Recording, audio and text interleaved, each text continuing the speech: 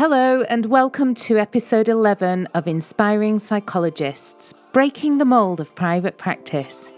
I'm your host, Wendy Kendall, a psychologist and private practice coach. Today we're tackling a topic that's truly at the heart of what we do, the importance and power of building authentic relationships within our practices. This episode features a conversation with an inspiring trio of practitioners: organisational psychologist Taslim Tharani, clinical psychologist Dr Natalie Bodart, and counselling psychologist Dr Vicki Uwannah. Our discussion centres on their unique and innovative strategies for fostering meaningful relationships within their respective practices. They also share their insights on the loneliness and isolation often experienced in private practice, a microcosm of larger societal issues, and discuss the incredible therapeutic potential that lies in cultivating healthy, authentic connections. A key insight from today's conversation is that therapy at scale is not about digital mental health platforms, but human communities. Our guest, Dr Vicki Uwannah, shares the extraordinary story of her work within a therapeutic community and the ripple effect it had, offering not just individual healing, but intergenerational transformation as well. This episode is a testament to the power of connection and is bound to inspire, whether you're a newcomer to private practice or a seasoned professional. So sit back, tune in, and prepare to be inspired. Remember, you can join the conversation in our Inspiring Psychology Practices Facebook group and visit our website at inspiringpsych.com for more resources and information about our guests today. Now let's dive in. Hello everyone and welcome to episode 11 of the Inspiring Psychologist podcast, where we are breaking the mold of private practice. And I can't believe we're at episode 11 already. We have just one more episode left in this series, but this is a really fundamental topic that we're talking about today that affects or that reaches all areas of our practice, whether that's working with our clients, whether it's working with one another as colleagues and friends. And that is about the what it takes to build authentic connections and the power of relationship building in private practice. And the reason why I wanted to speak to this topic or have a discussion around this topic is because it brings up so many critical elements when we're thinking about how we evolve and develop and grow our private practices. I have a quote to start with, which is not my usual thing. This is from a book that I really love, which is called Creating Healing Circles, Using the Internal Family Systems Model in Facilitating Groups. And that's by Chris Burris, who is a licensed marital family therapist and a senior trainer for the IFS Institute. And he writes in this book, if the problems of the world are relational problems, then changing habitual ways of relating to allow room for creativity and imagination greatly enhances the potential for changing oppressive systems. And I love this quote because it really speaks to the transformative and the scalable aspect of relationships. You know, we often think about relationships as just being those one-to-ones. And in fact, it's the scale at which the work we do impacts more than just the people that we work with. So, whether we're talking about isolation or loneliness, whether we're touching on the impact of social media and how that is changing relationships, thinking about therapy, coaching, moving into working with groups as psychologists, or maybe just building relationship and community within our private practices, the quality of our relationships is key. So I've invited 3 people who are absolutely stonking on this topic. They're 3 of my favorite people to speak to when it comes to the topic of relationships intimate relationships, friends, work relationships, communities.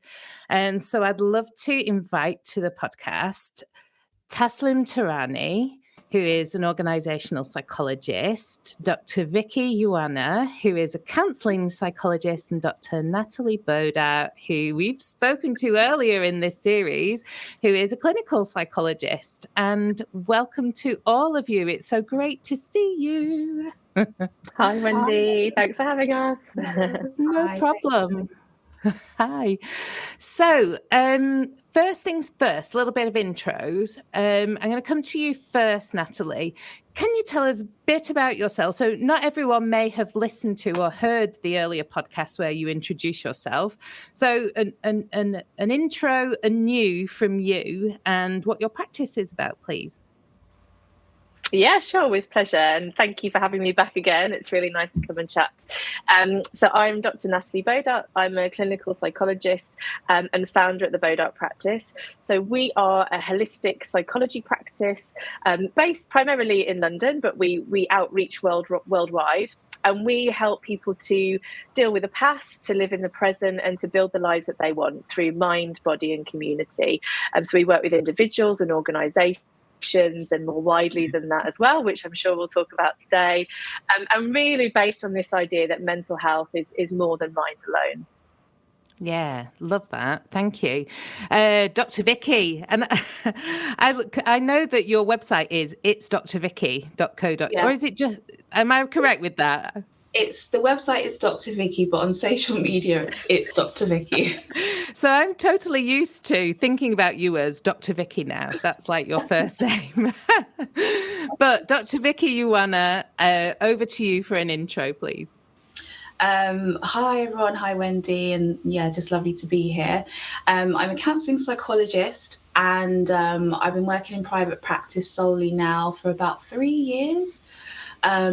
Have done lots of different things, worked in the NHS, I've worked in schools, and what I've really found is, my heartbeat basically is just helping people to relate better, and, relating better to themselves and relating better to other people. So I offer couples therapy, I also do individual therapy, I also do some coaching in corporate settings as well. And really, it's something that I can't really escape from. And I don't think any of us can escape from, the need to just be in relationship and to form meaningful connections. So that's really at the heart of the work that I do in whatever capacity. So, yeah. Awesome. Yeah, Thank you for that. And over again, organisational psychs in for the... So over to you, Taslim. Could you introduce yourself and tell us a little bit about your practice? Thank you. Yeah, it's wonderful to be here. I always find introductions actually really difficult, and I want to lead with that because, again, today's topic is about authentic connection. And I think, I don't know, it was helpful to me, I should say, to name that. So, and I always find it interesting with introductions that we tend to lead with our professional credentials. Yeah. And I kind of want people to know more about who I am beyond that. And obviously we're so many different things. And so it can be really hard to find a way to bring that in just a few sentences. So I'll give you my professional piece, which is I am an organisational psychologist. Most of my work is in training, facilitation and coaching. And I've been in, I don't know if you can call it private practice, but I've been self-employed since about 2010. So coming up to 13 years. And I have found that relationships, really similar. I love the way that you named it all, Vicki, and shared that. Relationships are absolutely the core of everything that I do. And I don't think I would have survived this long in private practice or as a sole trader, as someone working independently, without having built really strong, meaningful, real relationships, not only with my peers and colleagues and friends, but also with my clients as well. So. Yeah. Awesome. I'm going to kind of open this up a bit because I really take your point, Taz, that, this kind of formulaic introduction style, which we do. I mean, it's one of the kind of social techniques that we kind of use that are a bit of a shorthand, but I think you're right. They can tend to be, I know myself, that the introduction is kind of the thing I want to get out of the way, whereas it's like the starting point of a relationship. So just to open this discussion up a little bit, and I'm going to, if it's all right, I'm going to start with Vicki. Could you give us some thoughts around why authentic connection and relationship building is important in your private practice and how you approach this topic? Yeah. Well, I think it's important for me, if I'm just talking about myself as a holistically as an individual, it's important for me to not be an island and to not be isolated. I thrive best in community. I thrive best when I'm known by other people and when I feel like I belong to people and they belong to me. If I can say that, not that we're objects. So I think for me to bring my best self to my work with my clients, I need to also feel like I belong, I matter to a group of people.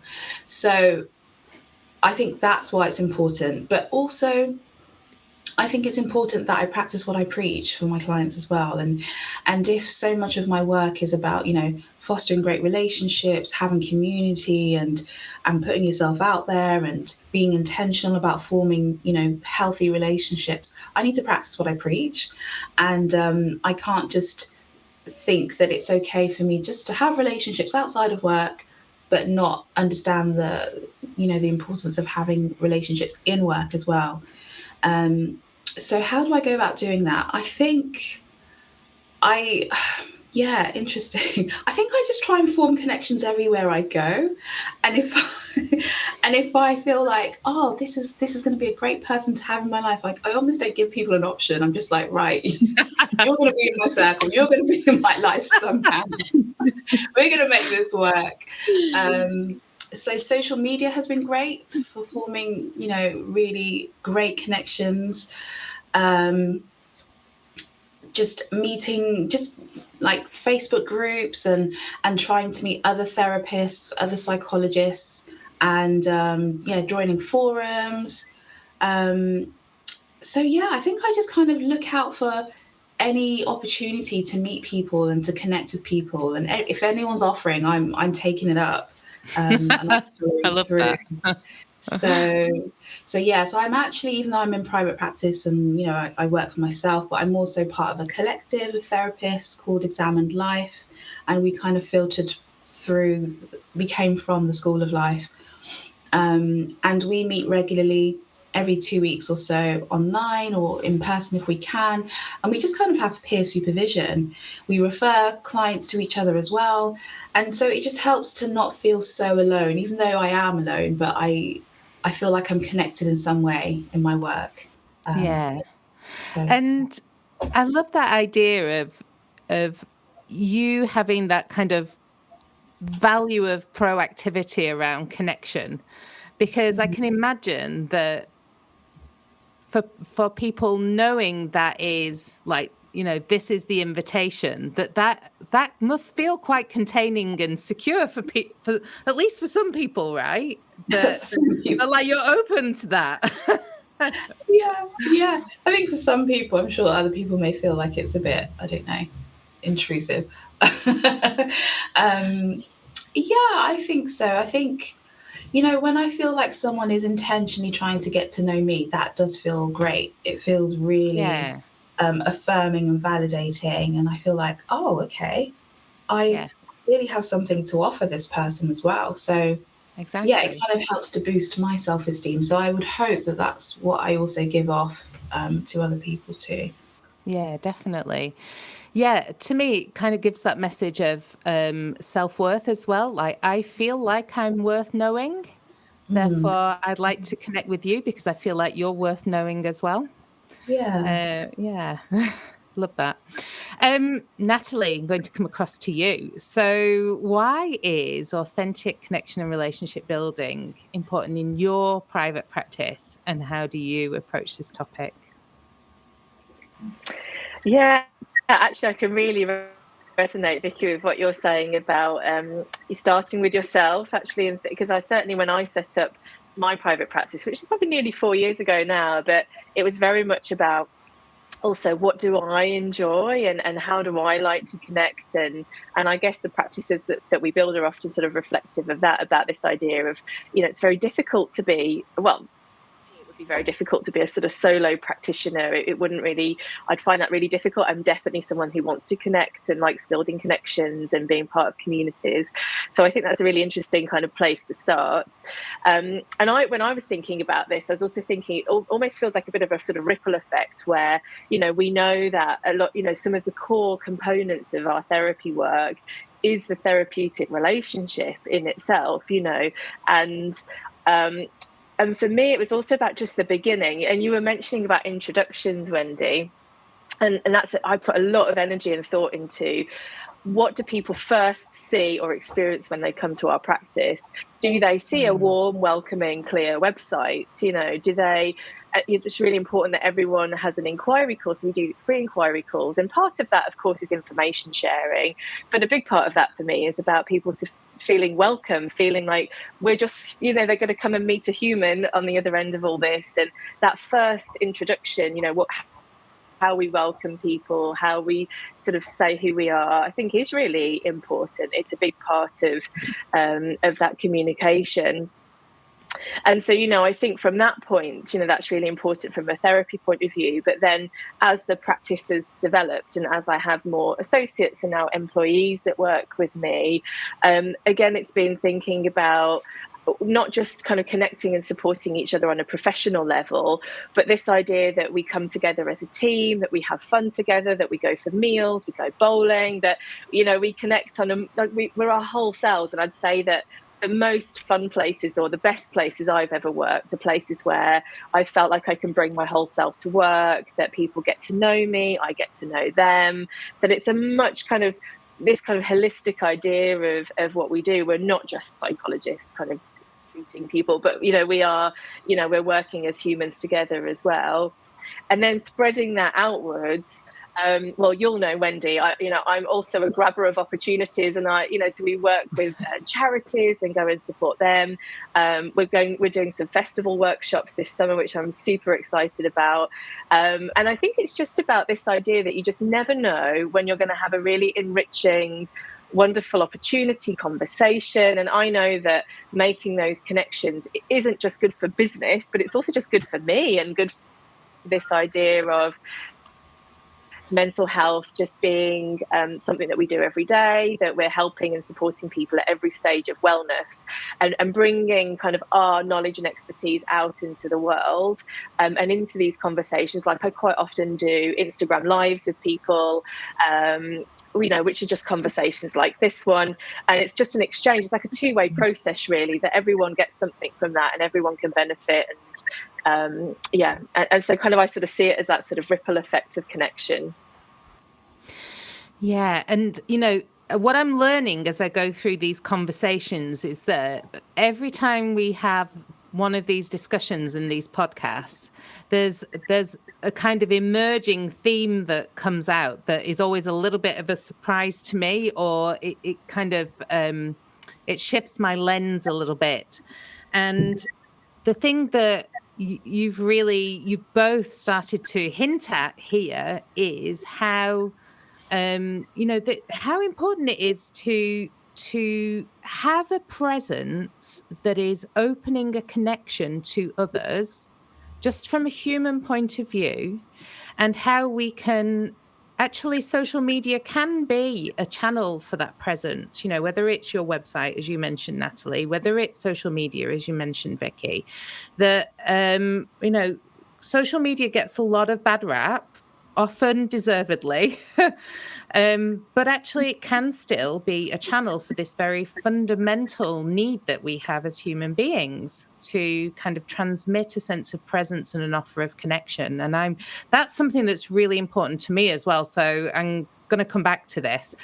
Taslim, what about you? What's your kind of spin on why authentic connection and relationship building is important in your private practice. I know in your introduction you mentioned that without those relationships, you don't know that, 13 years would have passed in your private practice. It's been so supportive to you. So what's your take on it?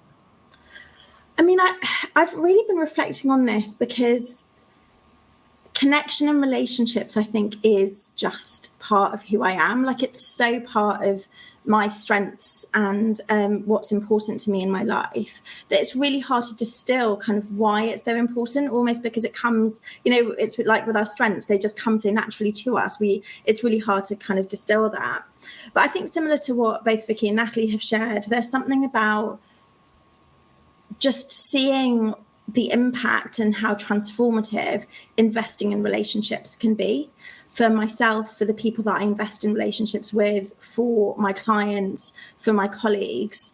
And also, I think that's it. I think there's something about being in a space with somebody who can connect in a really authentic way, be really present, really listen.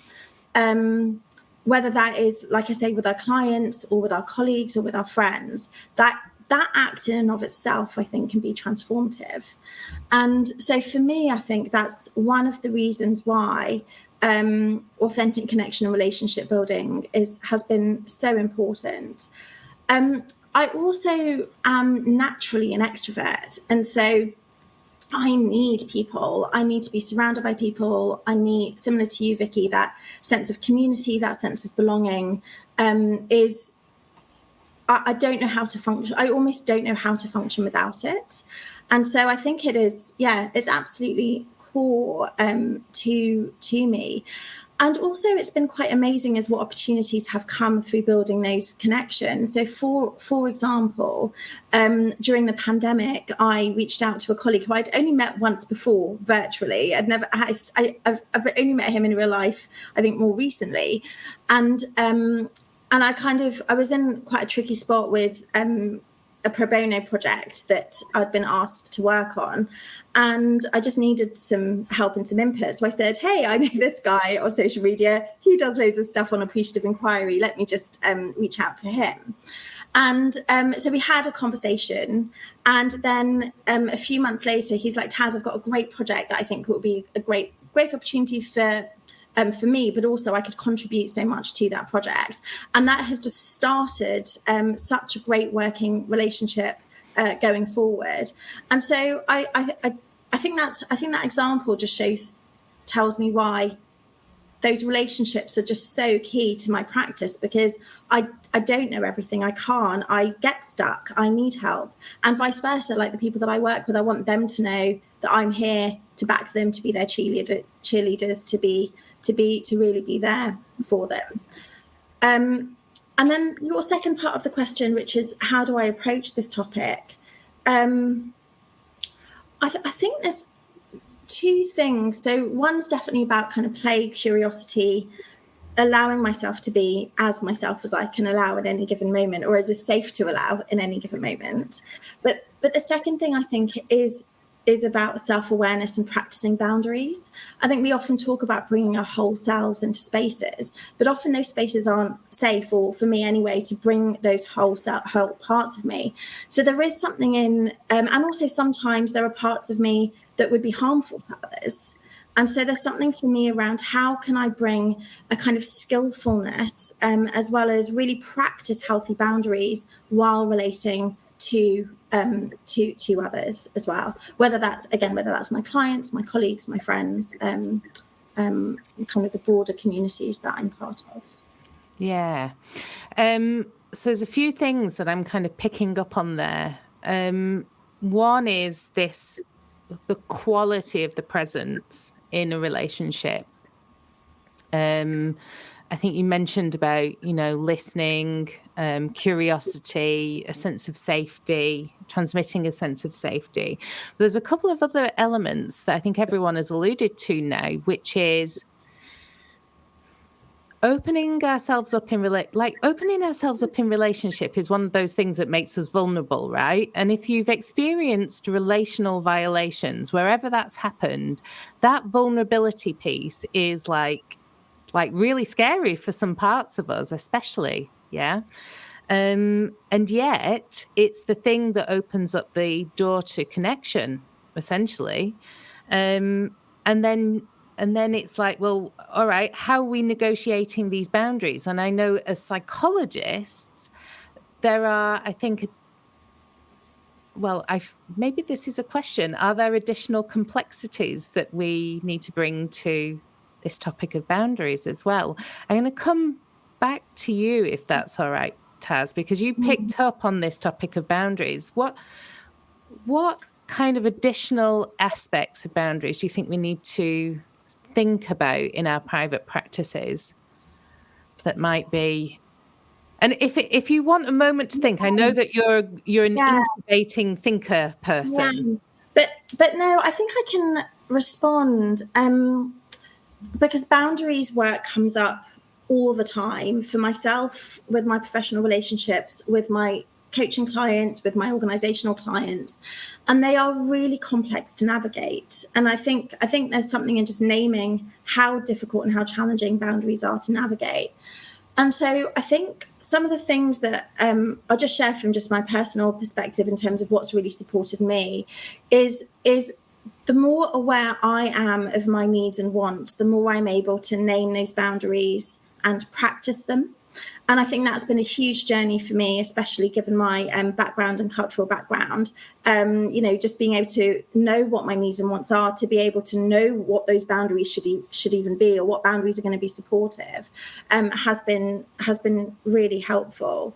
I also think there's that kind of self-awareness piece. There's also something in who are the boundaries in service of. And I feel for us as psychologists, that's really important. So one of the things that I do more of than I think other colleagues, especially in coaching or as a psychologist, is I do self-disclose. And whenever I self-disclose, I have to think about who is this in service of? Is it in service of me? Is it in service of the client? Is it in service of our relationship? And therefore choosing quite wisely when and how that self-disclosure comes through. And I'm not sure that others have to think about that so specifically, I guess, in their practices. And then the other thing I think, particularly when one is in private practice, is how do we guard our own time, our own resources. And there are two different types of boundaries that Pia Melody, I don't know if anyone's familiar with her work, talks about. She talks about protective boundaries and containment boundaries. So there's a whole set of boundaries for me, which is how do I practice, and this can be very difficult for me because I'm an extrovert, massively extroverted, so I can very easily have no filter. So, how do I protect others actually from kind of overspilling or oversharing or those kinds of things that, extroverts can be known for, that could potentially be harmful to others. But also, so there's those containment boundaries. And often in our work, I think that's what we're supporting our clients to learn. How can we be the container for them so that they're able to start to learn how to contain how to have their own containers and build more expansive containers. And then the flip side of that is protective boundaries. So how do I really guard myself from what can kind of happen when in private practice? So for me, especially working with organisational clients, there's often a real sense of urgency. Things have to happen yesterday. I'm a one-man band often, so it can be really difficult to meet those demands. And I think there's something in being really clear in communication to say, I absolutely want to do this for you. This is when I can, or this is where my availability is, and not kind of going down that pit hole of doing everything for everybody all of the time, and then you're burnt out within a few months of 2 or 3 different projects running at the same time. And I think that's also where authenticity for me comes in. Because if I have really strong relationships with my colleagues that I'm working on, or my project teams that I'm working on, we can then share. We can say, I've had a bereavement in my family. Can you guys just deal with this until I'm ready to come back? Or my kid's really sick, I've got to take them to hospital, or not even that extreme, just I'm having a really bad day, I can't think today, would you mind leading the meeting instead of me leading the meeting? So I think it just helps in terms of naming our wants and needs. That's kind of what comes to mind. I could probably go on fast on this one.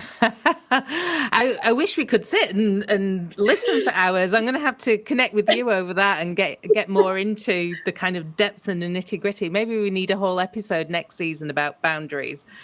But I love that. That really put some light bulbs on for me about protective boundaries and containment boundaries, and the way in which they're kind of the direction in which the filter is working.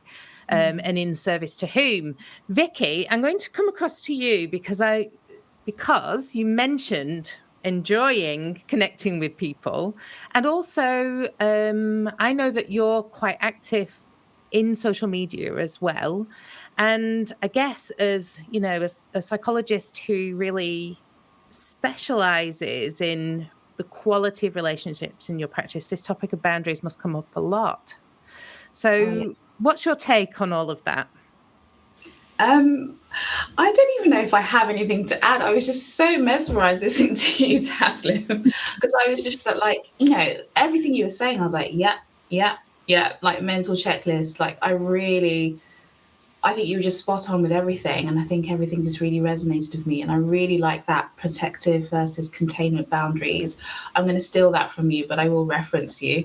I think that's great. I haven't heard it, quite explained just like that. So, yeah, I don't even know if I have anything else to add. I think, kind of Taslim just kind of, just summarized it so succinctly. Boundaries. How do you see that shape up on social media? I know that, because I know that you TikTok. Because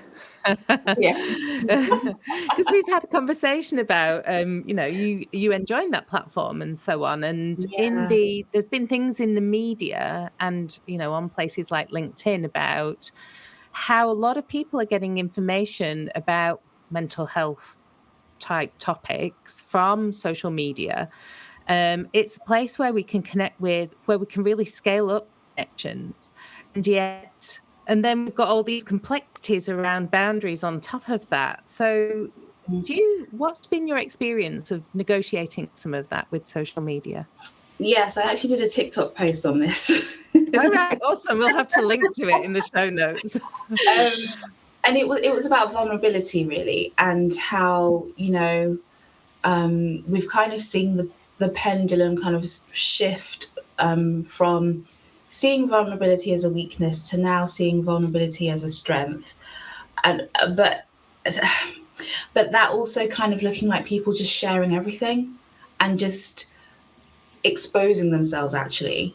And vulnerability and sharing is important, but it's important that we do it with some parameters, and it's important that we bear all, or we bear more parts of ourselves to people that we can trust and who we know their intentions are good. We know we can be safe in sharing with them, but kind of bearing all. And I think some people kind of share because they want to sometimes elicit sympathy, they want to feel understood, they want to feel validated, and all of those things are not bad, but it's just, okay, what is the purpose of what I'm sharing? What am I trying to elicit? And is this the audience to get that from? And sometimes we may need to share things or be vulnerable when we are not in the throes of the situation that we're in. And sometimes it may be, when we've passed it a little bit and we're kind of looking back and retrospectively reflecting and thinking, gosh, this is what I learned. But, sometimes people can share when they're in the midst of something that's really difficult, and it's okay to do that, but sometimes it can feel unsafe because there isn't that parameter of, a safe holding relationship. It's a line that I think I'm constantly having to juggle as a psychologist, because, I was raised and taught to be, to hold back as a psychologist. When I think about my psychodynamic training, it's good for people to project things onto you. So you don't want to be in their face about what's going on for you and who you are as an individual, because you want to allow the projections to do the work. You need to be who that person needs you to be at that, point in time. But that's not me. It is me and it's not me. And I think I'm constantly having to do this dance between sharing who I am, but not sharing all of me. Because I know that it's not going to be beneficial to the people that I'm working with. It's not going to be beneficial to me. So yeah, it's a constant dance. But there are some things that we do share. I mean, if I were to have a wedding band on my finger, you'd know that I was married. So you'd already have that assumption about me. In the way that I talk, you would see that hopefully I'm like an open, bubbly person. So there are things that we can share about ourselves without having to actually go deep in, like, oh, this is what my family structure looks like, and this is what our Christmas looked like last year. This is the drama that unfolded. So it's a constant dance, and having to constantly monitor those boundaries and why am I sharing? What's the purpose of this? Yeah, exactly. Yep. I think I really resonate with what you said there about, I think personally being raised to kind of not necessarily share a lot. I know that my grandmother was my hero. This is a sharing thing, but my grandmother was my hero. And her words, when you said that, the words that came to me were exactly what she would say, which was keep your own counsel. Like, be a counselor for yourself, don't just necessarily be out there sharing everything. And so we pick up a lot of these messages, which are then sometimes at odds with then the kind of cultural, with the evolution of culture around us. Can I know we haven't heard from Natalie yet, but can I just come in on this point? Yeah. I think it's such an important one, especially for us as psychologists, in terms of whose boundaries are we practicing? Because in different cultures, we have different norms when it comes to boundaries. And I know one of the things that we were talking about is I guess what myths do we want to deconstruct, or what models do we want to challenge? I think that this is one of them. Who I hear you in terms of coming from a psychodynamic background, the very traditional psychodynamic background, is that we give up. We're a vessel for people to share their projections and kind of work through their relational processes with us. And at the same time, I just wonder whether there are ways in which we can do that also allows for a slightly different boundaries. And I think it can be kind of building on what you were saying, Vicky, about what we do share. It could even simply be in how our room is set up. So I know when I've, like when people walk in, is the therapist chair there and my chair here? And actually in some cultures, we're used to being much closer together, or we're used to sitting on the floor. So I just wonder whether there are ways in which we can challenge the boundaries that we've been brought up in, so that we can still have those boundaries in place, because doing no harm is so important, and ensuring that everything we're doing is in the service of our clients and patients. And can those boundaries sometimes in and of themselves be harmful? Because maybe it's repeating kind of patterns within broader systems that have been very difficult for people. So I just wanted to throw that in there in terms of I'm quite up for challenging professional boundaries as well, because I think they come from a certain set of norms that are very ethnocentric. Yeah, and very anthrocentric, in the sense that one of the challenges that we have in our global economic system and the way in which our businesses are shaped often is about this narrative of separation, as opposed to a narrative of connection and, being connected not just with other people, but also with the living world around us. That's so I love that idea that actually we can communicate different relationships through the way that we think about how we set up things that are not just about the words or the things that we do. Natalie, I know you must be like bouncing and wanting to say something here because community and shaping relationships with community and the place of your practice within communities is like, I remember it's such a very important part of what you do. So I just want to bring you in at this point.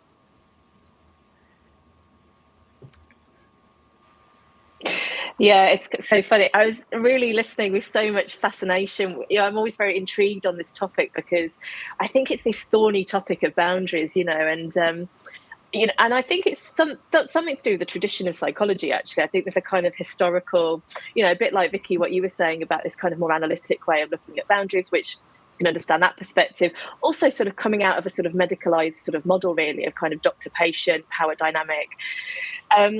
But I just don't think it fits modern psychology, and I don't think it fits the modern world. Like, it's just not.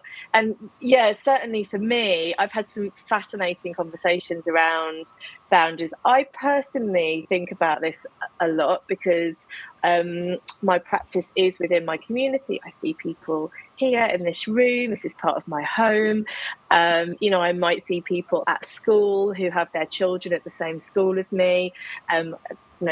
It's no secret about my heavy CrossFit involvement. I have lots of connections there, charities. So people get to know me in all the different walks of my life, and I think that's all right. But I think it's different for everybody, and I think it's something about having a sense of boundaries as a more fluid concept. So this idea that absolutely we have considerations around what's ethically right, what creates safety for the people that we see, and that's not the same for everyone. So I've had conversations with some of my clients about my social media presence and being very open, and some of them have said to me, I just don't want to see you there. And I'm like, that is fine. You absolutely don't need to see me there. And that's a choice for both of us to make, that there's something about, it's not just about my imposition of the boundaries. It's also a choice that we co-create together. So on our website, for example, some of our team members share a little bit about their what they enjoy outside of work, whether they love kind of walking or Korean films, and then other members of the team have said, what, I'm just not really comfortable with sharing that. And I'm like, what, that's absolutely fine. That is your choice. Your boundaries are also yours to negotiate, and I'm not going to dictate to you what those boundaries should or shouldn't be. I trust your practice and the choices that you make within that. And so I think it's an interesting conversation. And I was talking to someone recently who wanted to come and work with the practice, and she was saying, I work all the way over the other side of London because I'm quite worried about having clients immunity. So we had a really interesting conversation about that and what it's like for people to see us, having a stressful time with the children in Tesco. But it's just such a normal part of everyday life, isn't it? And I think maybe there's something quite healthy about seeing us having that struggle, figuring it out, knowing that, we are also kind of imperfect. And I guess that's something that we have to decide. And recently I was thinking about an example. So obviously it was Mental Health Awareness Week just recently. And so I decided I was going to do a whole bunch of lives on my Instagram. And I thought, what, rather than me deciding on all of this, I'm just going to put a call out. So I just put a call out on Instagram, and I said, if anyone wants to come and talk to me about Mental Health Awareness Week, just get in touch. I'm really happy to have a conversation. And so I ended up chatting to a massage therapist about it. Somebody got in touch that wanted to talk to me about their lived experience of mental health. And I just love that. And I thought, isn't it nice just to put that out there, actually, and to not feel like we have to be the ones in the deciding chair, in the expert chair, that is very much like a process that we can engage with other people as well.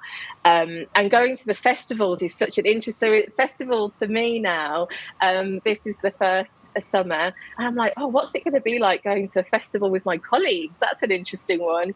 Who am I going to meet? I've been invited onto this transcendental healing panel. Very fascinated about what that's going to be like. And so I think we're always up against these new contexts where we're always renegotiating boundaries. We're always thinking about where we sit within that. So yes, it's a fascinating topic to me. Yeah, and what all of you have described there really makes me think about this topic of moving towards more regenerative models within private practice. And a very key concept within the regenerative business movement, and not just business, but thinking about how we change our way of life to be more regenerative, is one of the key concepts is this idea of being connected with place.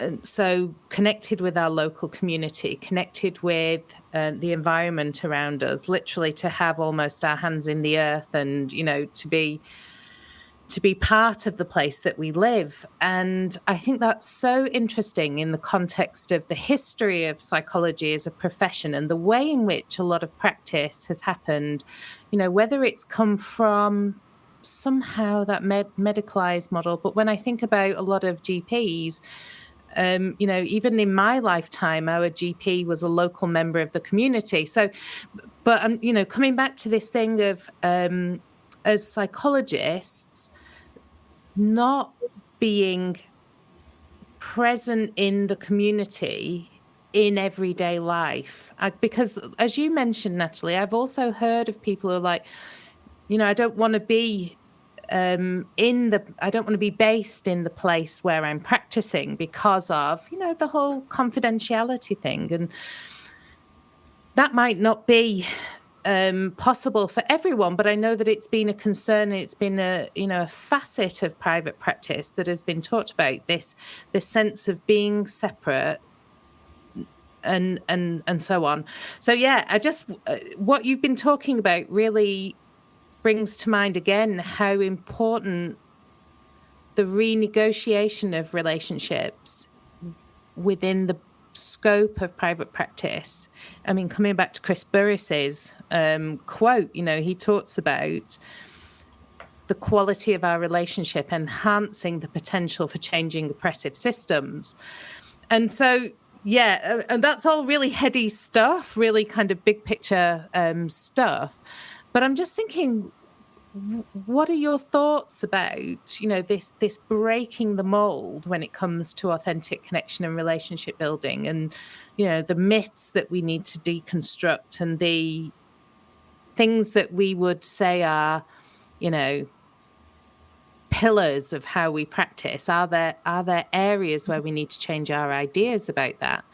And I'm going to come across to Vicki again, if that's all right, and just, ask you about that. I mean, you mentioned being part of several kind of professional communities as well. And so what's your take on this renegotiation of relationships and community and connection? And whether any of that needs to change within psychology? Yeah, I think so. I think I agree with Natalie, actually, that it does need to change, and we can't fit ourselves in a particular box. We can't group people and say this is who you should be, this is how you should behave. And I think the same can be true of our practices as well, that we can break out of the constraints and say, actually, no, we're going to do things in a different way. And I really love, Natalie, hearing you talk about your involvement in charities and being immersed in the community that you're working with. And I love that. I mean, I don't know if this is going to answer your question completely, Wendy, but it did bring me back to my early training days when I worked in a therapeutic community, and I absolutely loved it because there was this flattening of the hierarchy between patient and we called them patients, but patient and therapist. And we cooked together, we went food shopping together, we did the chores around this beautiful old Victorian house that we were in. And there was a sense of, we're doing things differently, we're doing things for the betterment of this community, and we're making decisions for what this community needs at this point in time. And I really like that, and I would love to find some way of getting back to that now. But in terms of just relating to other people in private practice, I love that, just that flexibility to engage with people who aren't necessarily therapists. And because there's so much that we can learn from each other. So yeah, so I'm not really sure if I'm answering the question, but I was just really struck by Natalie's. It's probably a very long question, to be fair. I tend to. Yes, but yeah, I do think it is important that we move out of this box, and I really like the concept of it being fluid. And Taslim said, just challenging some of these, these practices and these ways of doing things, and renegotiate and be fluid with it. That description of a therapeutic community, and I really, there was something soul driven from that question of, why are we not doing more of that? Yeah. I love that description that we're working with people to resource people in their communities to help a healing process that starts and involves people, but inevitably, very quickly ripples outwards. That seems like, I go on about this on LinkedIn a little bit, but when I think about the amount of investment and money that gets poured into apps to do one-to-one therapy, and usually it's something like an AI chatbot, so that you no longer have to go and see a therapist, you can just interact with a chatbot, and that allegedly is the scaled up version of therapy.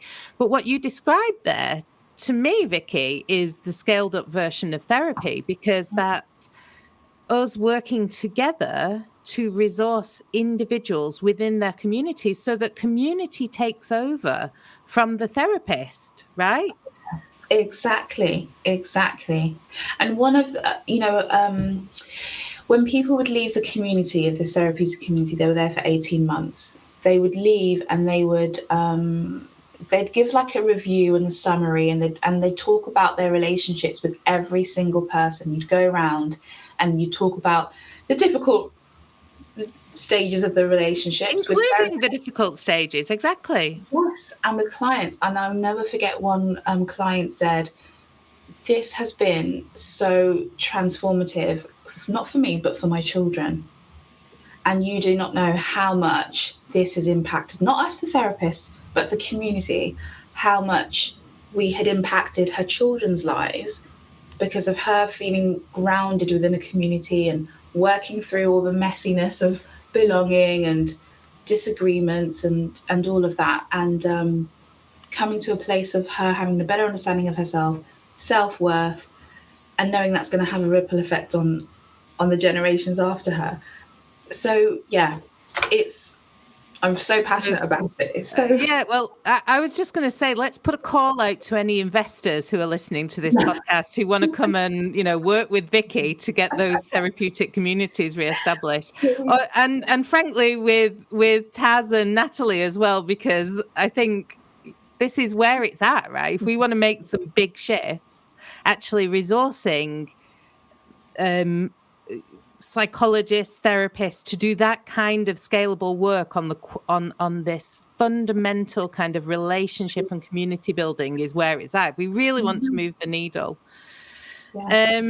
Coming over to you, Taz, I could see you were. Yeah, I know. I'm like bubbling away. Goodness, Vicki, I'm noticing a little bit of envy. Actually, I would have loved to have experienced that.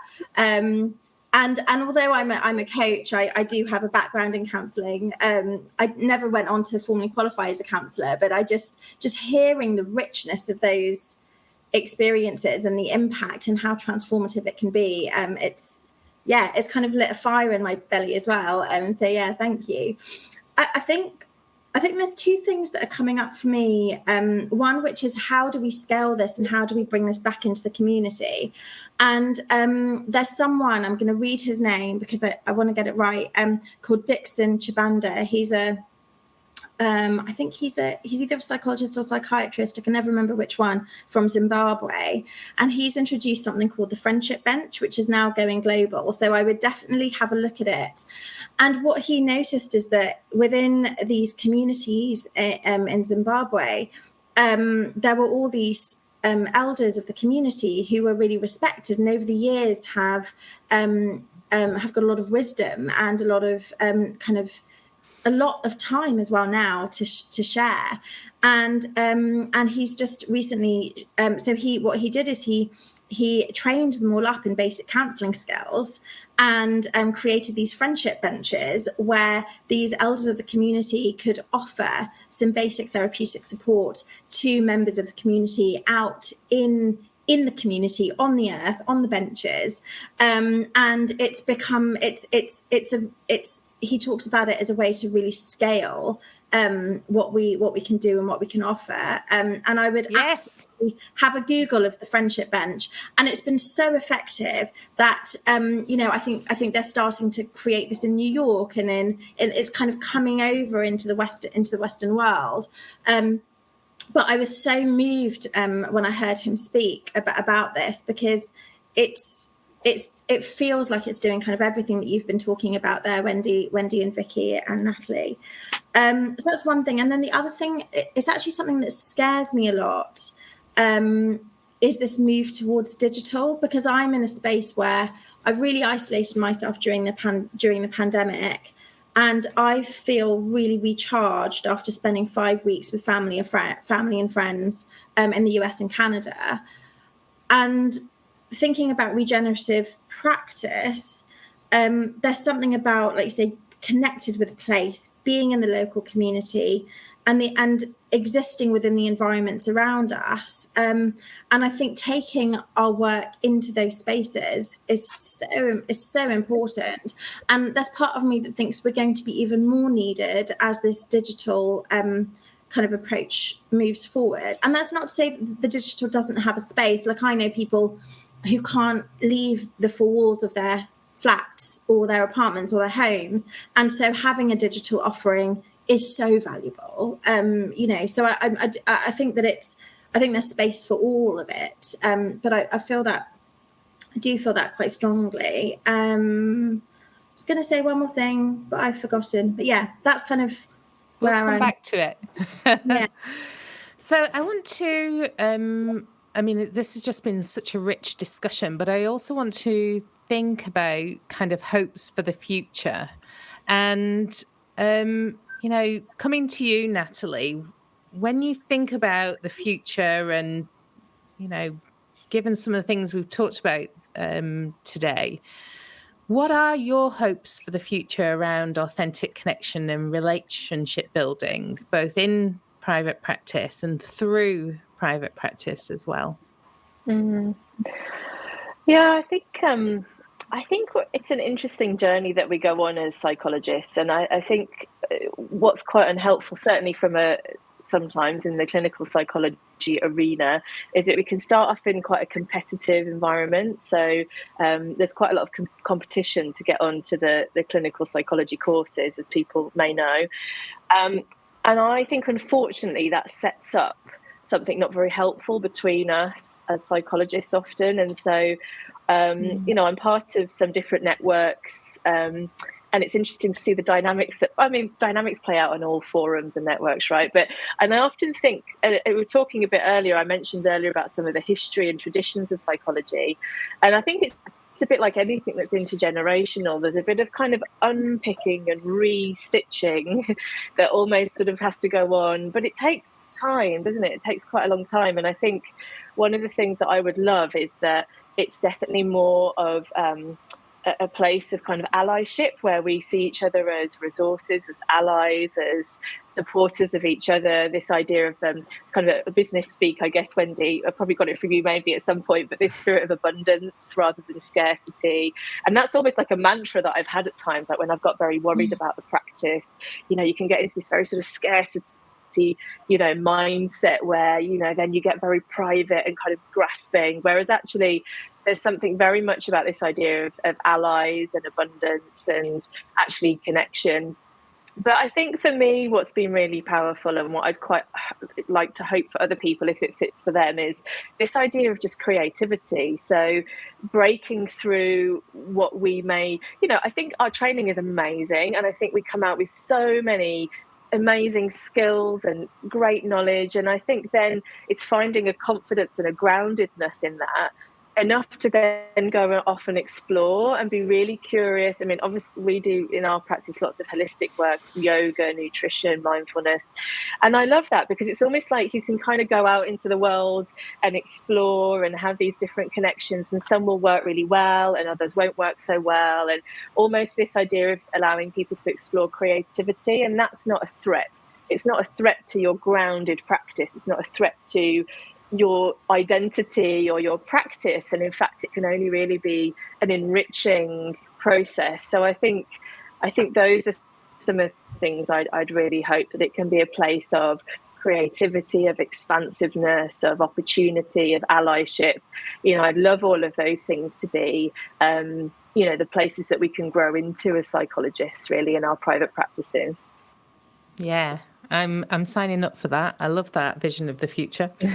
Vicki, I'm coming to you. What are your hopes for the future around this topic of authentic connection and relationship building? I think I'm just hoping to expand on it and just to get out there. I mean, I've spent a few years kind of working from home and in my home office, and I'm now like, enough is enough. I need to be out there. I need to put my feet on the ground and be immersed in the community that I'm working with. So I'm hoping to do that in the coming months. And just to continue meeting other like-minded people, but different people also. I think it's really important to have a network. If someone comes my way and I think you'll be better served by someone else, I've got someone in mind who I think will be great for you. I love to be able to do that, and I really benefited from people being able to do that and send people my way as well. So I think it's just to deepen connections, increase connections in my network, and hopefully get back to having face-to-face connections and relationships with people again in the coming months. Awesome. Thank you. And coming to you, Taz, as well, for what are your hopes for the future around authentic connection and relationship building? I'm sitting here actually just really moved by what you've both shared, but especially Natalie, in terms of this being able to be creative and that not mean that we're moving away from the grounding that we've had within psychology. And that's a tension that I think that I've experienced and continue to experience. And I was doing a coaching course towards the end of last year on in an area that I'm probably not going to name, because I still have that fear that actually that's a bit it's not grounded enough in psychology. And but within that they talked about where the etymology of psychology, what the etymology of psychology is. And actually the psyche, I think in ancient Greek, is the word for soul. So psychology is actually the study of the soul. And I feel that with the way that psychology has developed over the last 100 years, we've moved away from that. Or I feel that my training and my background and the fears that I have about putting myself out there, which still exist, and my main fears of judgment are coming from within psychology, not outside of psychology. And so that's my hope. I think I got really excited with Natalie, everything you were sharing. If that ends up being our future, that would be wonderful. And within that, I would love to bring back that soulness to the profession, so that we can just feel more connected to each other, to the earth, to the world. So that's... Yeah, fantastic. And I'm going to just come across to you in terms of where we can find you. So Taz, you were just speaking. Where can we find you? At the moment, only on LinkedIn. So. LinkedIn, yes. Yeah. I know that you're putting a lovely website together at the moment, so that will be coming down the line. But for the time being, we can find you on LinkedIn. Fabulous. And Vicki, where can we find you? I must join TikTok just so that I can watch you, Vicki. So you can find me on my website, drvicky.co.uk, and it's Dr Vicki on Instagram and TikTok, and then I'm kind of present on LinkedIn a little bit as well.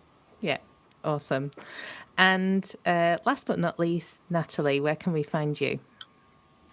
Yeah, I'm going to find you, Vicky. I had a lot of big talk about TikTok, but it never got beyond the big talk. So I'm gonna come and see what you're up to on there. Yeah, so you can find. So we are the bodartpractice.co.uk. That's our website. I am Dr Natalie Bodart on LinkedIn and Instagram, and I think it goes across to Facebook on the Bodart Practice as well. So you can find us there. Soon to be exploring TikTok, maybe. I don't know. I might leave Vicky to that one. Thanks so much for this wonderfully rich discussion today. I love seeing you all connect as well, and I'm sure the conversations will carry on between you offline. And thanks to all of our listeners today. Next week, we're going to be talking about practices that are going beyond or deconstructing the extractive model. So all of what we've been talking about today, about this story of separation, this story of competition, this story of needing to be separate and disconnected from and in a different power relationship with communities around us and so on. We're going even more in depth in that podcast next week as well. And that will be our final podcast of this season. But nevertheless, thanks so much to all of you for this wonderful discussion in this podcast about authentic connections and relationship building in private practice. And I will look forward to seeing you in the next podcast. Bye, everyone. Bye. Thanks, Wendy. Bye. Thank you. Thanks so much, everyone. Bye. I'd love to hear what you think about the Inspiring Psychologists podcast. So please take a moment to leave a review and give us a rating wherever you listen to podcasts. It makes a massive difference in helping us to reach new audiences. If, like me, you're feeling inspired and moved by the private practice stories in our podcasts, please spread the word across your own networks. And why not encourage your colleagues and friends to listen to the podcast too? To make sure you don't miss out on future episodes, please be sure to subscribe to the Inspiring Psychologists podcast. You can find out more about all my guests from Series 1 at our website, inspiringpsych.com. That's inspiringpsych.com.